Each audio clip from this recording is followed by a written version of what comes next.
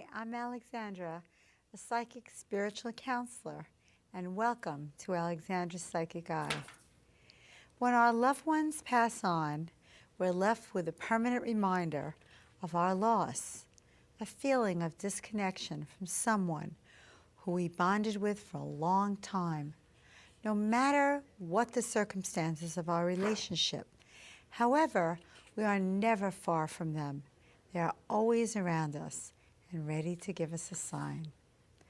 It's estimated that 60 to 120 million Americans have had an after-death communication. And an after-death communication is a natural occurrence. And when it takes place, an inner peace and joy follows you. And you are reminded that your loved ones are okay. Keep tuning in as we take a look at this incredible gift from God. We'll be right back.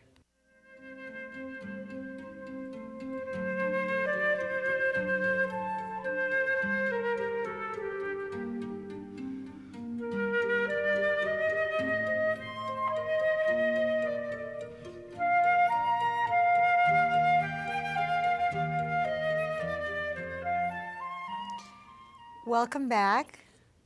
Christine Duminiak is a certified grief recovery specialist and a member of the Association for Death Education and Counseling, and founder and spiritual advisor of Prayer Wave for after-death communications, and an online grief support and prayer group. Christine is also an author of God's Gift of Love, After-Death Communications, and Heaven Talks to Children, both illuminating books on afterlife contact. And we're really happy to have you here today, Christine. Thanks for coming. Thank you for having me. Yes. Now, you were once an executive business secretary turned stay-at-home mom. Correct. Okay. Now a lecturer and author on the subject of after-death communications, which is a very, very big topic today.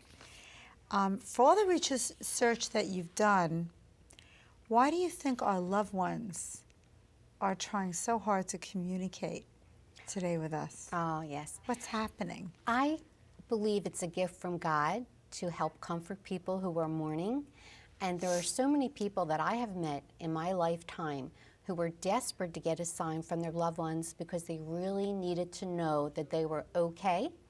And they would say, if I could just get a sign, I would know that they are okay. And that is why one of the reasons why I believe our loved ones give us a sign to let us know that, hey, I made it, I'm okay, I can still see and hear you, I'm like an angel on your shoulder, don't cry for me, I'm still with you. So for those of you out there that have lost people that you love so much, they're trying to let you know, I'm okay. I'm fine. And I think that should be a great comfort to you. When you were 6 years old, you would see a brilliant white light. Then one night in 1998, your dead, although we never die, in-laws, paid a surprise visit to you. This then prompted you to do the research and write about the afterlife. Exactly. So that was like an epiphany. Exactly. Tell us about your own spiritual journey from that day forward. Certainly. I am not a psychic or a medium, but I was just an ordinary stay-at-home mom. Thank you. You still accept me. We still accept you big time. Thank you. And in 1998, I was not 6 years old, though I was a mom and a wife. You were 12? Okay. 7. And my deceased in-laws did show up in my bedroom one night very unexpectedly. I was not grieving. And they stayed for about an hour, long enough to wake up my husband and say, your parents are here. How did you know they were there an hour, exactly an hour? Because I looked at the clock. I had awakened from a dream. And I looked at the clock, and it was about 4 o'clock in the morning. And I thought, good, I can go back to sleep, and I still have some time before I have to get up at 6. And I looked around the room, and I saw someone near the ceiling, suspended in space, sitting at a desk, reading like what looked like to be a prayer book. And it was a Really? man with a red cloak and a hat on. And I thought, what is this? A red cloak and a hat. Yes. Okay. And I kept thinking, he kind of looked like a priest, like an Italian priest Uh-huh. in his garb. And I kept thinking, what is this? I must be still dreaming. You know, if I blink my eyes, I'm sure it'll go away. But took about 15 minutes for it to just kind of like dissipate. And I realized there's something going on here. And then I saw there were a lot of spirits in the room at the end of my bed. What did they look like? They kind of look like amoeba shape, and some of them were kind of scary, actually. Some of them had skeleton faces and were choking each other. And I thought, oh my Really? goodness. And so I had my rosaries under my bed, and I whipped them out, and I started praying. Next thing I heard was a gust of wind sweep through the room, and the room turned a bluish color with white streaks of light. Did it feel cold in the room? No, I didn't notice a coldness, but I saw a woman over my doorway just then that looked dressed like the way the Blessed Mother would have dressed in the days of Jesus, as if to say, it's okay now. And I felt this overwhelming sense of peace and calm, and those skeleton faces disappeared. But I noticed there were still spirits in the room. And I started to think, wow, okay, they're gone. Now, who would want to visit me? Because all my family were still alive, all my good friends. But I recalled that my husband was so close to his dad that he cried every night for about a year after his dad passed. And I thought, it must be John. And that's how I said, John, is that you? And next thing you know, the spirit was in front of my face. It went from the foot of the bed to the front of my face. John? John.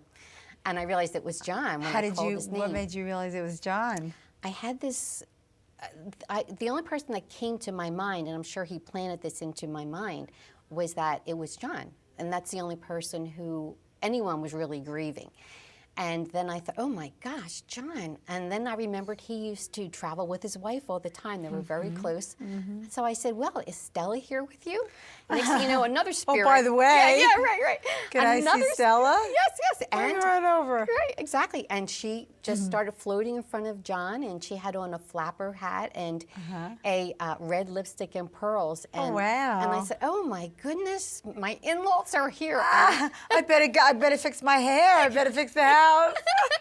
It's a good thing I was dressed modestly now. Yes, right. So I woke up my husband and I said, your parents are here, look.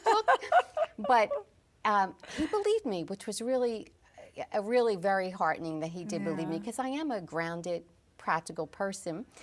And he could not see them, but I was able to see them that evening. And I could not hear them, but I could see them. And finally, after I looked at the clock, an hour had passed, and I said, guys, I'm falling asleep. I really have to go back to sleep now. Thank you for coming. And I waved, and they waved back. And that was my first experience.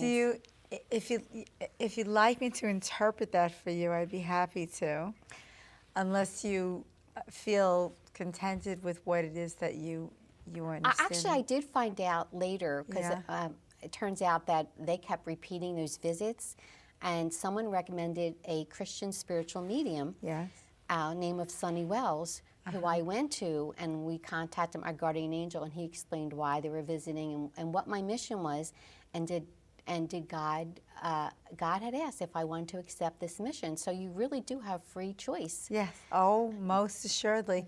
Well, the first thing that Father gives us is free will. People think, oh, well, it's in God's hands. You know, if he passes away, it's in God's hands. No, it's not in God's hands. It's in our hands. We go when we're ready, and not a minute, a second too soon. Okay, just to add to whatever it is that you know and understand, it was your awakening to your spirituality. Exactly. Period. Exactly. To your mission, that we never die. We're spirit and body, and there they are. And it was people that you knew and loved and still do. So if you would recognize anyone, it would be them.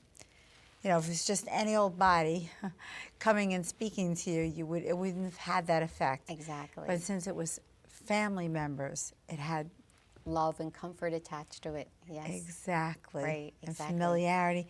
So, In your book, God's Gift of Love, it's a beautiful book. You cite many accounts. We have the cover there, After Death Communication. You cite many accounts in the Bible of messages from God, spirits, and angels. Yet religion has opposed this belief, Christine, stating that it is against God's will to communicate with the dead. And again, we never die.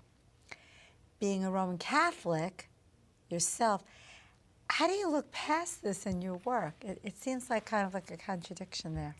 Well, I feel really blessed to be a Catholic because the Catholic Church, if anyone is familiar with it, we have so many saints that they believe have made apparitions and healings through the intercession of the saints. So definitely the Catholic Church is open to spirits visiting us according to God's holy will and purpose.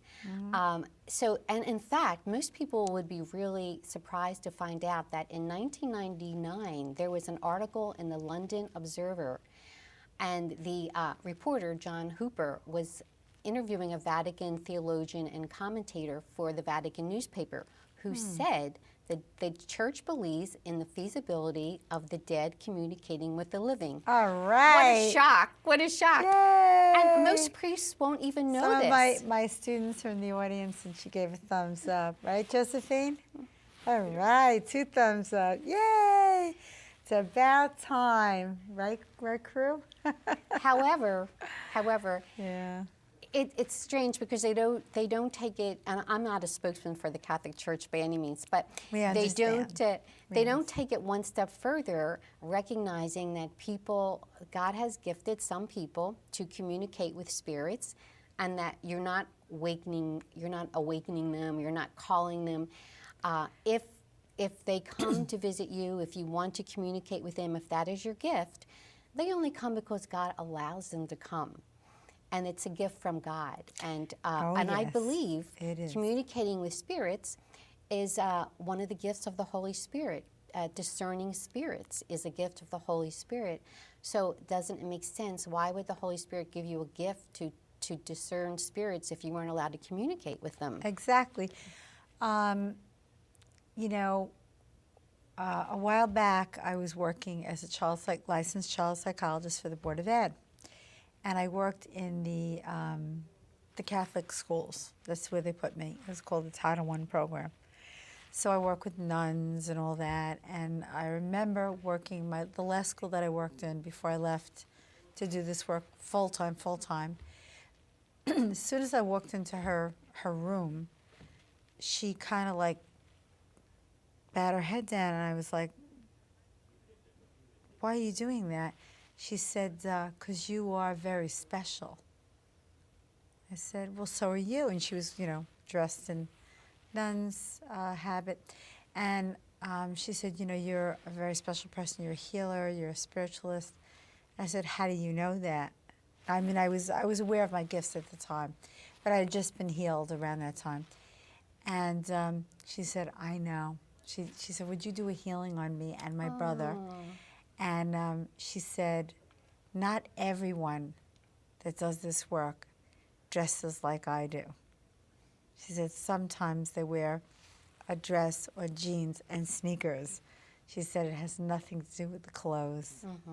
It's the spirit within." That's right. So I was taken aback by that. So I can understand, what you're saying.